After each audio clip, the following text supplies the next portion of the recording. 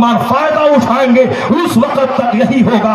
डाल दी कल्ब में अजमत मुस्तफा सैयदी आला हजरत पे लाखों नारे तकबीर, नारे रिसालत, मसलके आला हजरत उलमाए अहले सुन्नत मुफ्ती शहरियार खान साहब किल्ला। दुनिया है काम की जगह है, स्ट्रगल की जगह है। काम कीजिए, बकवास नहीं। मस्जिद के दरवाजे पे निकला, अखैनी लटाया है, अगीबत कर रहे हैं। ये इमाम साहब ठीक नहीं है, इनका पेट ऊंचा हो गया है, यहाँ खाते खाते मोटा हो गया है, इसको अगले हफ्ते इसको भगा देना है। ये बूढ़ा बेचारा जवानी में ताड़ी शराब पीता था, बुढ़ापे में मस्जिद में आ गया है, तो कम से कम सच्ची तौबा करके दिन रात रोए के रोते रोते इस तमाम गुनाहों का दाग धुल जाए। नहीं, वो जिंदगी भर तो बदमाशी की है, अब बुढ़ापे में नमाजी बना है और मजीद गीबत करके गुनाह को बटोर रहा है। उसे तो गुनाह कम करना चाहिए, कम बोलना चाहिए। अलगीबत अशद में न ज़िना, गीबत ज़िना से ज्यादा सख्त है, क्योंकि एक आदमी ज़िना करता है, सच्ची तौबा कर ले, अल्लाह माफ कर देगा।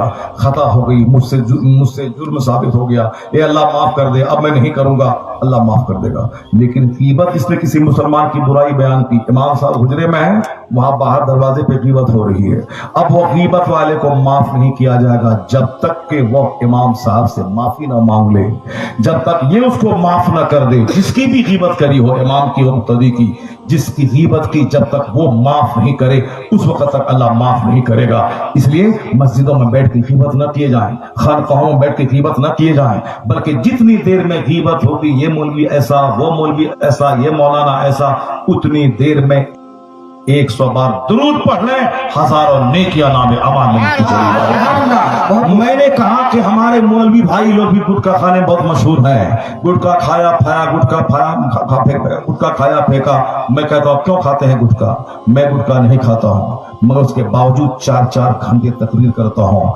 आवाज में कोई फर्क नहीं पड़ता है।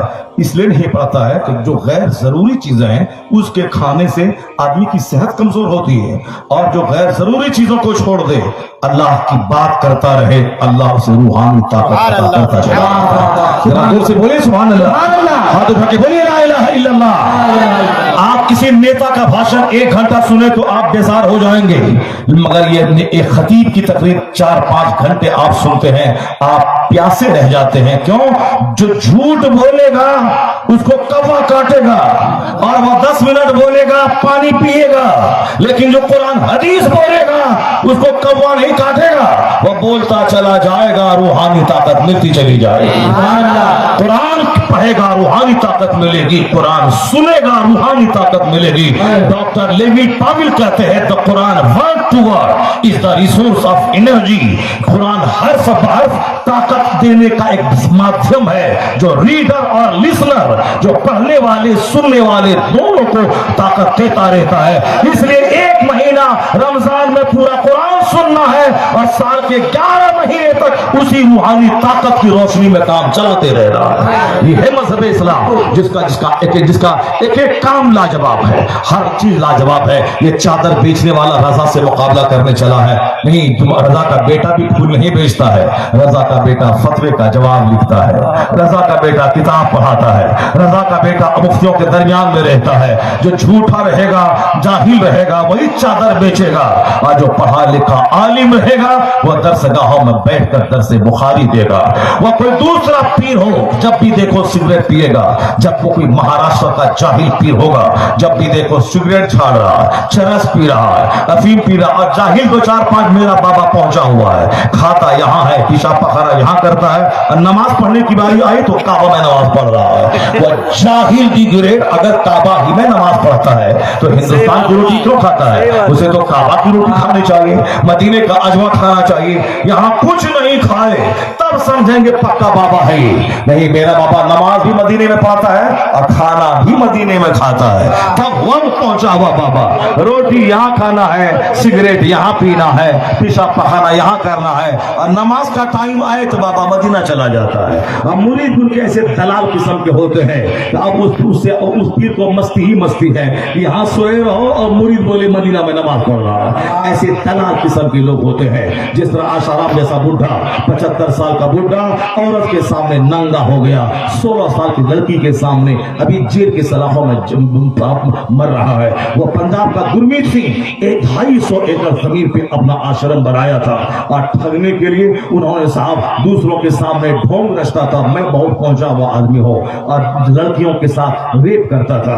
اس کے خلاف بول ٹی راجا, بول اس کے خلاف. وہ دلی کی بندریا, بول اس آشرام کے خلاف. کس مصطفیٰ کے خلاف بولتا ہے؟ وہ مصطفیٰ تو اس قدر دنیا کے زاہد کہ سیدہ عائشہ کہتی ہیں کہ سرکار کا وصال ہو گیا, 2 دن لگاتار جو کی روٹی بھی پیٹ بھر کے نہیں کھایا.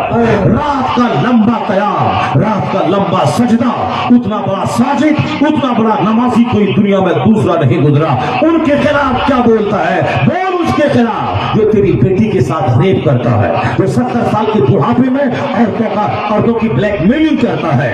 وہ جس نے عورتوں کو پروٹیکشن دیا, جس نے عورتوں کو تحفظ دیا, عورتوں کی عزت کی حفاظت کی, تو کیا جانے وہ رام کرشن راؤ جو برہمن ہندو ہے وہ کیا بولتا ہے مصطفیٰ کے بارے میں؟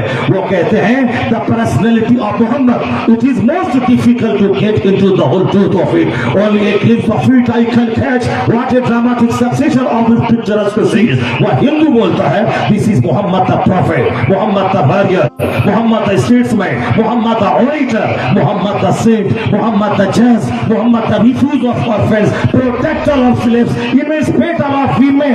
All these magnificent roles in these departments of human activities. He is alike a hero. یہ ہندو پر ہمارا میسور یونیورسٹی کا پروفیسر کہتا ہے. مصطفیٰ چیپٹر سامنے آ جاتا ہے, میں اس کو پڑھنے میں لگ جاتا ہوں, ختم نہیں ہوتا. ان کے اوصاف کا 4تھا باب سامنے آ جاتا ہے. وہ کہتی ہے مصطفیٰ ہے, جج ہے مصطفیٰ, معلم ہے مصطفیٰ, تاجر ہے مصطفیٰ, معلم ہے مصطفیٰ, عورتوں کے آبرو کے محافظ ہے مصطفیٰ, یتیموں کی پناہگاہ ہے مصطفیٰ, بیواؤں کے رکشک ہے مصطفیٰ, انسان کو غلامی کی زنجیر سے آزادی دلانے والے ہیں مصطفیٰ, عورتوں کو سمان دینے والے مصطفیٰ, ودھواؤں کو عزت دینے والے مصطفیٰ. وہ کہتے ہیں all these magnificent roles in these departments of human activities, he is alike a hero. وہ ہندو پر ہمر بولتا ہے انسانی جیون کے ہر چھیتر میں جو ان کا یوگدان رہا ہے, جو ان کا مارگدرشن رہا ہے, جو ان کا گائیڈنس رہا ہے, اس کو دیکھ کر بولا جا سکتا ہے اس پرتھوی کا اور اس پرتھوی کا اور قیمتی ویکتتو کا مالک اس زمین کا لاجواب انسان کوئی ہے تو محمد عربی کی ذات ہے. نعرے تکبیر, نعرے رسالت. یہ ہے کہ پہلے لوگوں نے سرکار دو کی تعریف کی ہے. یہ تو چار لچے لفظ ہوں گے کیا جانے مصطفیٰ کون ہے. مصطفیٰ وہ ہیں, اعلیٰ حضرت سے پوچھے مصطفیٰ کون ہے. وہ کہتے ہیں تیرے تو وصف عیب تناہی سے ہے بری, حیران ہو میرے شاہ میں کیا کیا کہوں تجھے, لیکن رضا نے ختم سخن اس پہ کر دیا, خالق کا بندہ خلق کا آقا کہو تجھے. بہت عمدہ, بہت عمدہ. ارے بھائی کہاں جا رہے ہیں؟ ماشاءاللہ بابا, اے بابا کہاں جا رہے ہیں؟ 1 منٹ. اچھا چلیے جائیے, آپ کمزور ہیں, ورنہ ہمارے علماء کرام بھی 5 گھنٹے سے بیٹھے ہوئے ہیں, ان کو 1 نمبر نہیں لگا ہے. کیسے لگے گا؟ جس کی نظر کتاب پہ رہتی ہے, جس کی نظر ذکر و درود پہ رہتی ہے, اس کو 1 نمبر کم لگتا ہے. جتنی دیر میں 1 نمبر جائے گا اتنی دیر میں 10 بار درود پڑھ لے گا. ایک بڑے مفتی صاحب ہے بنارس میں, وہ اکثر میں اس کی بات نوٹ کرتا ہوں, وہ پان بھی نہیں کھاتے. میں نے ان سے پوچھا پان کیوں نہیں کھاتے ہیں؟ پان تو کھانا چاہیے, کیلشیم ملتا ہے, دانت مضبوط ہوتا ہے. کہا کہ کیلشیم مضبوط کیا ہوگا مولانا صاحب, جتنی دیر میں پان چباؤں گا پھرتی پھینکوں گا اتنی دیر میں 10 بار درود پڑھ لوں گا. باکمال مفتی, آج تک میرے کان میں ان کا وہ جملہ ہے. الحمدللہ میں پہلے کبھی کبھار 2-4-10 دن میں پان کھا بھی لیتا تھا, میٹھا پان. زردہ والا پان تو کھائیں گے تو مر جائیں گے, بے ہوش ہو جائیں گے. تمباکو والا میٹھا پان پہلے کبھی کبھی کھاتے تھے, جو مہاراشٹر میں کہتے ہیں عورتوں کا پان بولتے ہیں اس کو, لیڈیز پان, لیڈیز پان, لیڈیز پان دیتے ہیں. وہ لیڈیز پان میٹھا پان ہوتا ہے. اور الحمدللہ لیڈیز پان پہلے کبھی کبھی کھاتے تھے. ناگپور علاقے میں آئے, بس رکی ڈھابا پہ, اب بالکل وہ فریج میں رکھا ہوا پان جو ہوتا ہے میٹھا پان, اس کو لیا کھایا, پورا منہ بھر جاتا تھا, چبانا مشکل ہو جائے اس کو. دھیرے دھیرے اس کو بہت محنت سے چباتا تھا, کبھی کبھی شوقیہ. لیکن جس دن سے ان کی بات سن لی, وہ بولا کہ پان اس لیے میں نہیں کھاتا ہوں, جتنی دیر چباؤں گا اتنی دیر میں 10 بار درود پڑھوں گا. اس کے بعد سے میں نے وہ لیڈیز پان بھی کھانا چھوڑ دیا. الحمدللہ نہ میں پان کھاتا ہوں نہ میں سگریٹ پیتا ہوں. حضرت نے مجھ سے پوچھا راستے میں کون سا پان چاہیے, کیونکہ اکثر مقرر اکثر عالم لوگ وہ آتے ہیں تو پہلے فون سے کر دیتے ہیں کہ 10 پان لگا کے اسٹیج پہ چاہیے, آپ کو گلدان بھی چاہیے, اور جب تک وہ بیٹھے بس چبا رہے گلدان پھینک رہے ہیں چبا رہے ہیں. تو اب چونکہ سب کے ساتھ وہی مسئلہ ہوتا ہے, اب کوئی بولتا ہے کہ وہ چاہیے, کیا بولتا ہے, رجنی گندھا چاہیے, اور اس میں کیا چاہیے, وہ پان میں 3 نمبر یا 4 نمبر کیا ہوتا ہے, ہاں وہ 300 نمبر 200 نمبر چاہیے. تو اب وہ سب چاہیے. تو اب صاحب حضرت ہم سے پوچھ رہے تھے کہ کون سا نمبر آپ کھاتے ہیں, کون سا چاہیے. میں نے کہا نہیں میں نہیں کھاتا ہوں. اچھا آپ اور کچھ شوق سگریٹ وغیرہ سے؟ الحمدللہ میں نہیں کھاتا ہوں. پھر بعد میں یہ لوگ بولیں گے واہ کیا بات ہے, یہ مولانا ہے کوئی جو مولانا پان نہیں کھاتا ہو, جو مولانا سگریٹ نہیں پیتا ہو, جو مولانا بیڑی نہیں پیتا ہو. فضول چیزوں کو چھوڑ دے, صحت کے لیے بہت نقصان دہ. سگریٹ بیڑی تمباکو سب صحت کے لیے بہت نقصان دہ. بہت بڑے بوڑھے لوگ گھر میں تڑپ تڑپ کے مر رہے ہیں, موت بھی نہیں آ رہی ہے, تڑپتے ہیں, سیدھا سانس پھول رہی ہے, دم نہیں, سانس نہیں لے پاتے ہیں. اب مسجد میں چلیں گے 10 قدم تو سیدھا پکڑ کے بیٹھ جائیں گے. بے شمار لوگ کھانستے رہتے ہیں, بے شمار لوگ کپڑے میں پیشاب ہوتا رہتا ہے, بے شمار لوگ 4 دن سے قبض ہے, لیٹری نہیں ہوتا ہے. یہ سارا تماشا ہے غلط طریقے سے جینے کی وجہ سے. جس نے جوانی میں جو چاہا, میں مولانا کیا بولے گا, ایسے جیو ایسے مرو, ہمارا من ہے جیسے جیئیں گے جیئیں گے, تم کون بولنے والا ہوتا ہے.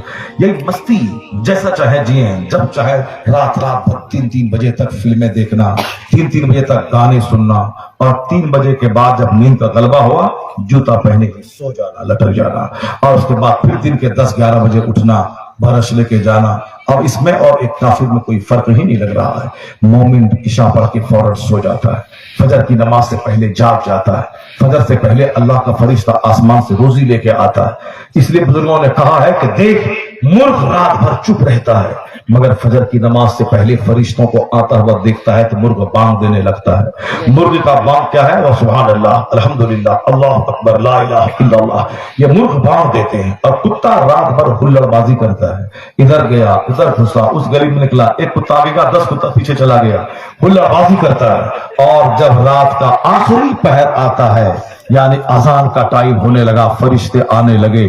جس طرح کتا اذان سننے کے بعد رونے لگتا ہے, اسی طرح فرشتوں کی آمد کو دیکھ کر کتا سڑک کے بیچ میں ہی سو جاتا ہے, راہ پہ سو جاتا ہے, نالی کے کنارے سو جاتا ہے. بزرگوں نے کہا کہ اے نوجوان, دیکھ لے کہ تیرا عمل, تیرا کام کتوں سے میل کھاتا ہے یا تیرا کام مرغ سے میل کھاتا ہے.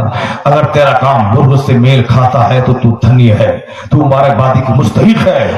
اس لیے عشاء پڑھ کے فوری سو جا, موبائل کو آف کر دے. موبائل اچھی چیز ہے, لیکن جس طرح لیٹرین کرنا ضروری ہے, اور ہمیشہ لیٹرین میں کوئی رہے گا تو مر جائے گا. کھانا ضروری ہے, مگر کوئی ہمیشہ 24 گھنٹے کھائے گا تو مر جائے گا. سونا ضروری ہے, مگر جو 24 گھنٹے سوئے گا تو مر جائے گا. اسی طرح موبائل چلانا ضروری ہے, لیکن جو 24 گھنٹے چلائے گا تو دماغ پاگل ہو جائے گا. 24 گھنٹے چلائے گا تو آنکھ کی روشنی ختم ہو جائے گی. 24 گھنٹے چلائے گا تو کا دل مر جائے گا. 10 سال انتظار کیجیے, 10 سال کے بعد سب سے زیادہ ڈاکٹر جو پیدا ہوں گے وہ آنکھ کے ڈاکٹر پیدا ہوں گے, آنکھ کے مریض پیدا ہوں گے. وہ تو اب یہ ہم لوگ تو 50 سال سے آگے ہو گئے, 50+, ہماری عمر ہے 50+. پھر بھی پتا نہیں چلتا کہ 50+ والا آدمی 5 گھنٹے بغیر پانی ہوئے کیسے خطاب کرتا ہے. 50+. ابھی میں چشمہ پہن رہا ہوں, بالکل لائٹ پاور کا, چونکہ جو باریک حروف ہوتے ہیں پڑھنے میں دقت ہوتی ہے. 50+. اور یہاں 14 سال کا چھوکرا ہے چشمہ لگا لیا, 20 سال کا چھوکرا ہے چشمہ لگا رہا ہے, 25 سال کا لونڈا ہے چشمہ لگا رہا ہے. بغیر چشمہ کے جی نہیں پائے گا, چونکہ جو موبائل آنکھ سے چارج ہوتا ہے بجلی سے, اور جو اس آنکھ پہ 24 گھنٹے نظر رکھے گا اس کی آنکھ جل جائے گی, اس کی بینائی ختم ہو جائے گی.